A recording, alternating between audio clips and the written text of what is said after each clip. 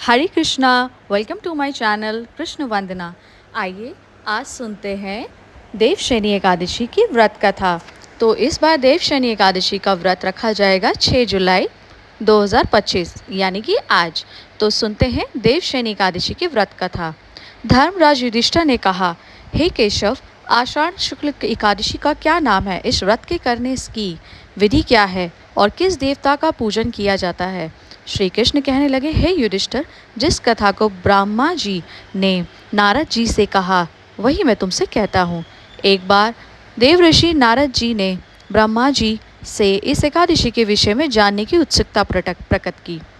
तब ब्रह्मा जी ने उन्हें बताया, सतयुग में मंधाता नामक एक चक्रवर्ती सम्राट राज्य करते थे। उनके राज्य में प्रजा बहुत दुखी थी, किंतु भविष्य में क्या हो जाए ये क्या कोई नहीं जानता था। अतः वह भी इस बात से अनभिज्ञ थे कि उनके राज्य में शीघ्र ही भयंकर अकाल आने वाला है। उनके राज्य में पूरे 3 वर्ष तक वर्षा न होने के कारण भयंकर अकाल पड़ा। इस अकाल के चारों ओर त्राही त्राही मच गए। धर्म पक्ष के यज्ञ, हवन, पिंडदान, कथा, व्रत आदि में कमी हो गई। जब मुसीबत पड़ी हो तो धार्मिक कार्यों में प्राणी की रुचि कहाँ रह जाती है। प्रजा ने राजा के पास जाकर अपनी वेदना की दुहाई दी। राजा तो इस स्थिति को लेकर पहले से ही दुखी थे। वह सोचने लगे कि आखिर में मैंने ऐसा कौन सा पाप कर्म किया है जिसका दंड मुझे इस रूप में मिल रहा है।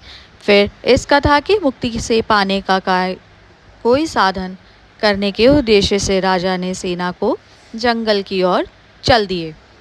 वहाँ विचरण करते करते एक दिन वह ब्रह्मा जी के पुत्र अंगिरा ऋषि के आश्रम में पहुँचे और उन्हें साष्टांग प्रणाम किया। ऋषिवर ने आशीर्वाद प्रांत कुशल क्षेम से पूछा। फिर जंगल में विचरने व अपने आश्रम में आने का प्रयोजन जानना चाहा।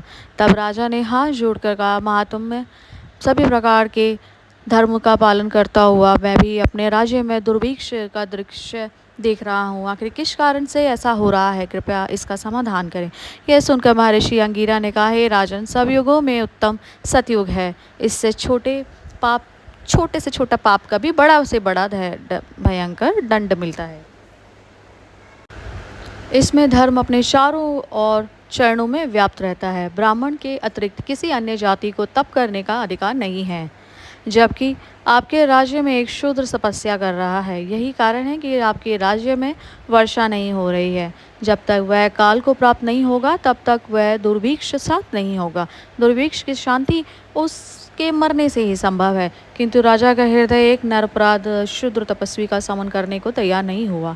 उन्होंने कहा, हे देव, मैं उस निरपराध को मार दूं, यह बात मेरा मन स्वीकार नहीं करेगा। कृपा करके आप कोई और उपाय बताइए। महर्षि अंगिरा ने बताया, आषाढ़ मास के शुक्ल पक्ष की एकादशी का व्रत करें। इस व्रत के प्रभाव से अवश्य ही वर्षा होगी।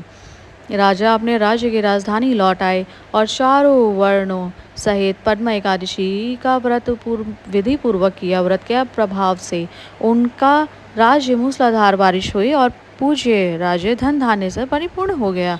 ब्रह्मवैवर्त पुराण में देवशयनी एकादशी के विशेष महात्म्य का वर्णन किया गया। इस व्रत से प्राणी की समस्त मनोकामनाएं पूर्ण होती है और श्री हरि उन पर बहुत अपनी कृपा करते हैं। इसी प्रकार से कथा सुनने के लिए, प्रभु का आचरण करने के लिए इस चैनल को सब्सक्राइब करें और कृष्ण भक्ति में लीन हो जाइए। धन्यवाद। हरे कृष्णा।